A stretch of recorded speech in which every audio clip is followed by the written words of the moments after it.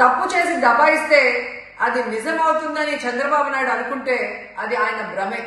జనాన్ని మాయ చేసినట్టు శ్రీవారిని మోసం చేయాలంటే కుదరదన్న విషయం చంద్రబాబు నాయుడు తెలుసుకోవాలి. నిన్న జగన్ గారు తన తిరుమల పర్యటన మీద స్పష్టంగా ప్రెస్ మీట్ పెట్టడం జరిగింది.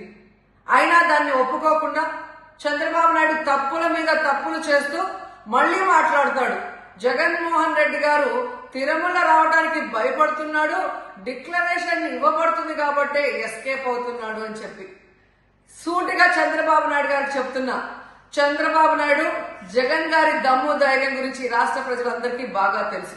నిన్న కూడా ఆయన భయపడేవాడైతే అంత స్పష్టంగా ప్రెస్ మీట్ పెట్టి ఏ విధంగా తన మతం మానవత్వం, తను ఏ విధంగా బైబిల్ చదువుతారు, బయటకు వచ్చినప్పుడు హిందువుల మనోభిప్రాయాన్ని గౌరవించి గుళ్ళకు వచ్చి పూజలు చేస్తారు, అలాగే మసీదులకు వెళ్లి ఎలా పూజలు చేస్తారు, అలాగే సిక్కుల్ని గౌరవించి ఎలా వాళ్ళ పూజలు చేస్తారో చెప్పడం జరిగింది.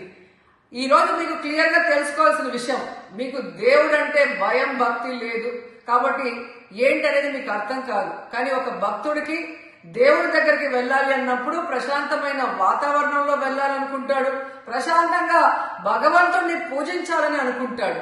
కానీ ఈ రోజు మీరు జగన్మోహన్ రెడ్డి గారు తిరుమలకు వస్తారని అనౌన్స్ చేసిన దగ్గర నుంచి బీజేపీలో కొందరు, జనసేన, తెలుగుదేశం పార్టీ ఎలా అలజడి సృష్టిస్తున్నారో అందరూ కూడా గమనిస్తున్నారు.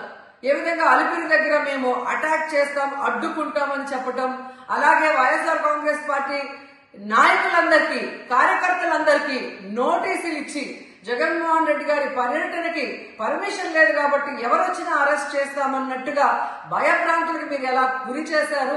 అండ్ ఈరోజు కుల రాజకీయాలు చేసి రాష్ట్రాన్ని భ్రష్టు పట్టించడమే కాకుండా మత రాజకీయాలు కూడా మీరు ఎలా చేస్తున్నారో అందరూ కూడా గమనిస్తున్నారు. ఇలాంటి వాతావరణంలో దర్శనం చేసుకోలేము కాబట్టే జగన్మోహన్ రెడ్డి గారు ఏ విధంగా ఆ తిరుమల ట్రిప్ ని క్యాన్సిల్ చేసి తన అభిప్రాయాల్ని ప్రెస్ ద్వారా ప్రజలకి తెలియజేయడం జరిగింది. సో నిజమైన భక్తుడు జగన్మోహన్ రెడ్డి గారు ఎప్పుడైనా మళ్లీ వెళ్లి వెంకటేశ్వర స్వామిని దర్శించుకోగలరు. 5 సంవత్సరాలు తన తండ్రి మరి ముఖ్యమంత్రిగా వెంకటేశ్వర స్వామికి పట్టు వస్త్రాలు ఇచ్చారు.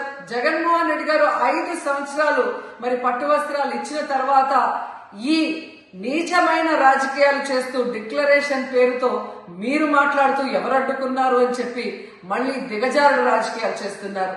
సో భగవంతుడితో పెట్టుకున్న చంద్రబాబు నాయుడు నీతో పాటు ఆడిస్తే ఆడే వాళ్ళందరికీ కూడా భగవంతుడు గట్టిగా సమాధానం చెప్తాడు. మరిన్ని వీడియోస్ కోసం ఛానల్ ని సబ్స్క్రైబ్ చేయండి, లేటెస్ట్ అప్డేట్స్ కోసం వాట్సాప్ ఛానల్ ని ఫాలో చేయండి అండ్ లింక్ డిస్క్రిప్షన్ లో ఉంది.